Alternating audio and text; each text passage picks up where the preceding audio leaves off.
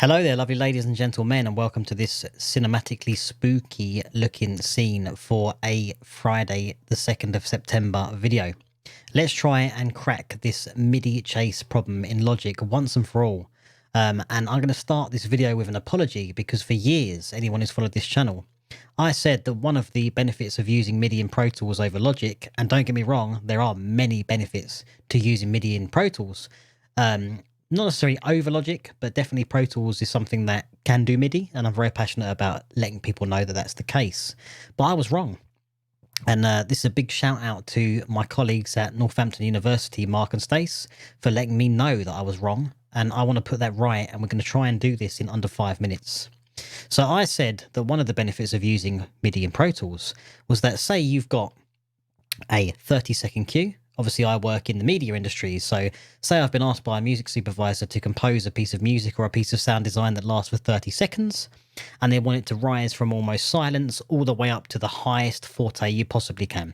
So we're going from the lowest in terms of dynamic range up to the highest possible. So that might be a massive sound design part that then has big drums or some sort of big riser that starts, say the riser starts at bar 5 and it ends at bar 30.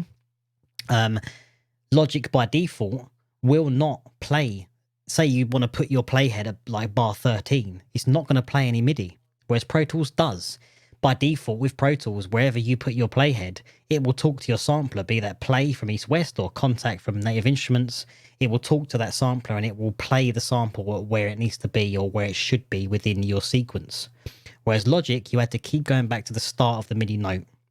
So in my case, if I had a 30-second cue, and it got kind of hot towards the end because it was getting very hot in terms of amplitude, in terms of dynamics. It needed compression treatment, it needed EQing, it needed limiting, whatever was going on. I had to constantly keep going back to the start of that sequence so that I could play through all the MIDI before we got to the end. Pro Tools, I could start literally 10 bars before the end and just loop those 10 bars and do my mix. You can turn this on in Logic with a feature called MIDI Chase. So I want to get into this and show you guys how to turn that feature on, and I hope it's going to save you a hell of a lot of time because it certainly is benefiting me. So let's jump into Logic. Here we've got a cue. Now, if I play and I've muted, you'll notice I've muted this audio stem. If I play from, say, bar 9, well, we can see there's MIDI information, but the start of this MIDI information is kind of coming in at bar 6. At bar 9 here, we're in the middle of a MIDI note, right? So if I press play, you are not hearing any sound until we get to sort of bar 12, where now you're going to start hearing these notes come in. But again, if I come back to here and I start from bar 9, nothing. So we can fix this really, really, really quickly. All we've got to do is go to File. We're going to go down to Project Settings, and we're going to go to MIDI. You get this window that comes up. So within MIDI, you've got this section here, which is called Chase. If you go into Chase, you can say that I want you to follow my notes, and I want you to follow them sustained. So we're going to follow the MIDI notes, and we're going to follow them by sustained. Again, all you've got to do is go to File, down to Project Settings, and down to MIDI. You will get this menu where you've got General, Input Filter, and Chase. Turn on notes and turn on sustained. And now, if I start playing from, say, here, where we can see that there's no notes active, there's notes in the sequence, but these notes start at bar 8 and they start at bar 6. So if I now press play, boom.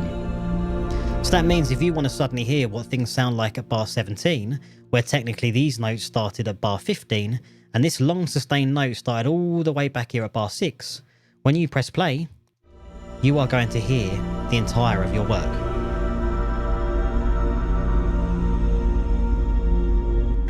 The same here. We've got this Signals High track 3, which starts just before bar 23.